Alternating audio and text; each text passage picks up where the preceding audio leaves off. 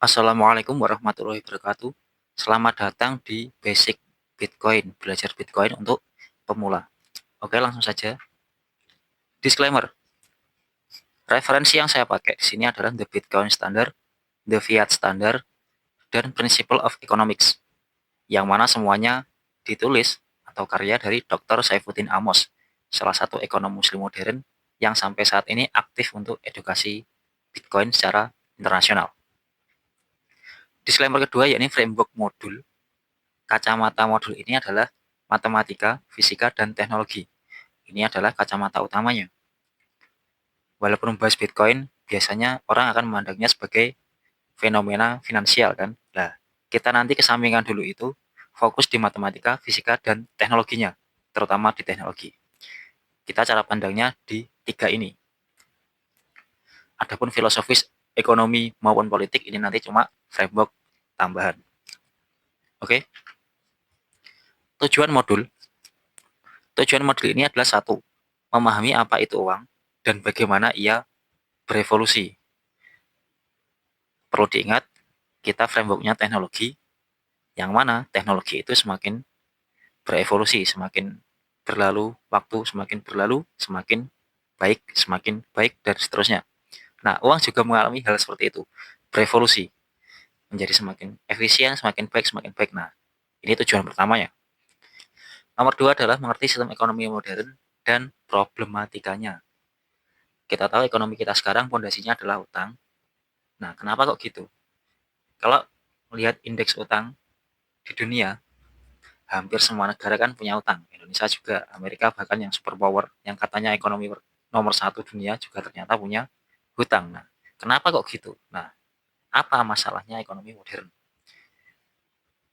Atau kalau lebih barbar, kita nyebutnya mengapa ekonomi modern ini pondasinya adalah riba, ya kan? Nah, karena pondasinya utang, bukan pondasinya sih.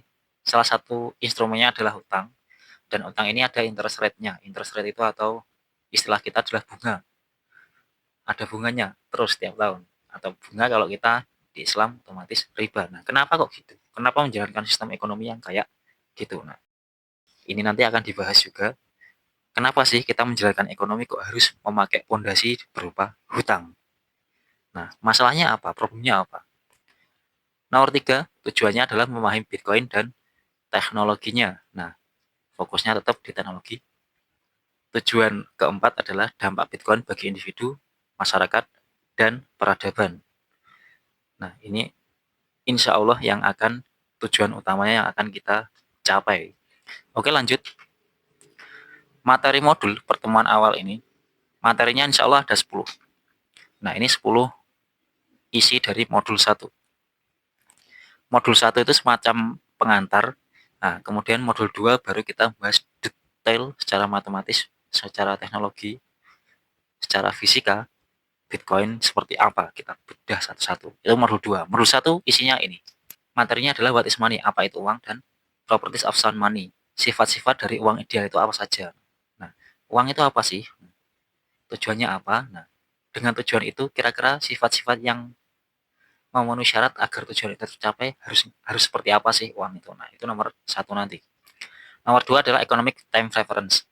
Nah, kenapa ada orang yang berpikir jangka pendek dan mengapa ada orang yang berpikir jangka panjang. Nah, ini nanti bagaimana kita membedakannya dan kira-kira apa sebabnya dan teknologi apa yang mereka pakai. Nah, kenapa kok bisa sampai seperti itu? Nah, nomor tiga adalah gold standard. Nah, ini adalah standar emas yang mana sudah kita tinggalkan, sayang sekali. Apa itu gold standard? Gold standard itu singkatnya adalah uang itu adalah emas. Nah, kenapa kok memakai emas? Nah, nanti kita jelaskan. Kemudian scarcity dan hardness. Kenapa kita memakai uang yang langka dan uang yang keras? Keras ini dalam arti susah untuk dicetak, susah untuk digandakan. Nah, itu uang yang keras. Nah, kenapa kok ada gold standard ini? Dan kenapa juga kita meninggalkannya? Nah, itu nomor tiga nanti. Gold standard ini menjadi pakem di seluruh dunia, hampir seluruh dunia, sekitar abad 19 akhir dan 20 awal.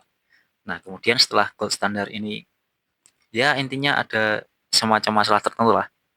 Akhirnya banyak negara yang pindah menjadi fiat standar. Nah, ini nomor 4 nanti.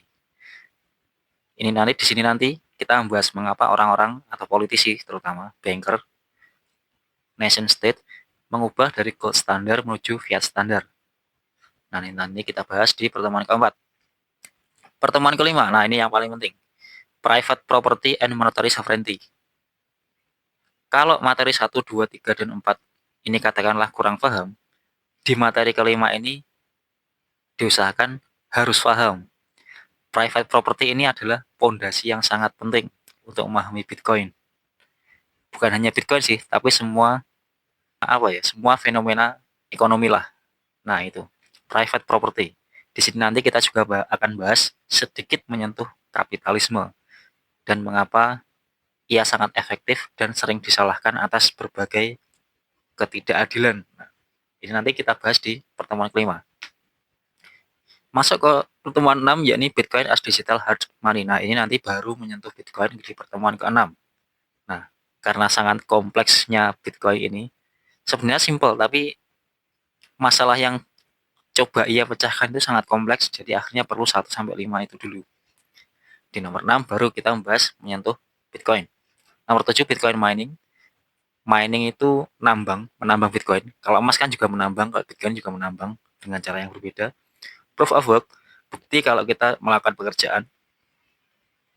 Bukti bahwa kita melakukan menggali emas, ya akhirnya dapat emas. Nah, kita perlu bukti, bukan emas curian dan lain-lain. Nah, Bitcoin juga mirip-mirip lah.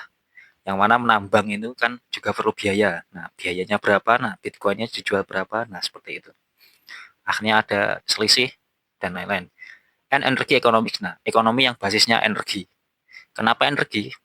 Nah, ingat kita frameworknya adalah fisika. Yang mana salah satu hukum fisika adalah energi. Energi tidak dapat diciptakan maupun dimusnahkan, hanya bisa diubah bentuk. Ini adalah hukum alam, natural law, fisika. Nah, Bitcoin ini nanti memanfaatkan hukum alam ini. Kalau Elon Musk bilang, hukum alam adalah hukum yang sebenarnya semua orang akan kena gitu. Sedangkan hukum lain itu hanya rekomendasi, kayak hukum negara, hukum harus pakai komunis atau kapitalis atau harus pakai fasis, itu kan rekomendasi. Tapi semua orang akan terkena hukum alam. Dalam arti semua orang terkena hukum yang sama, tidak ada pengecualian. Nah, intinya itu nomor 7. Nomor 8 ada Keynesian dan Austrian Economics. Nah, ini nanti perang dua sistem lah. Nah, Bitcoin ini frameworknya Austrian. Nah, terus yang kita pakai sekarang adalah Keynesian. Nah, bagaimana bentroknya, bagaimana keduanya saling berebut panggung lah istilahnya. Nah, apa sifat-sifatnya dari Keynesian dan Austrian ini nanti kita bahas di pertemuan ke-8. Nomor 9, nah ini materi yang unik mungkin.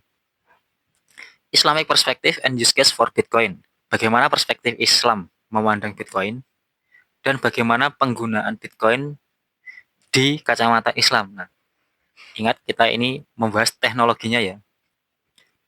Dan penggunaan teknologi Bitcoin atau blockchain yang decentralized ini sudah dikembangkan di Turki misal sampai jadi capital for Ethereum network, atau di Timur Tengah misal Abu Dhabi, misal Dubai, ini sudah mengembangkan teknologi blockchain yang mana teknologi yang sama dipakai oleh Bitcoin. Nah, kalau urusan teknologi kita nggak perlu takut ya, gas saja.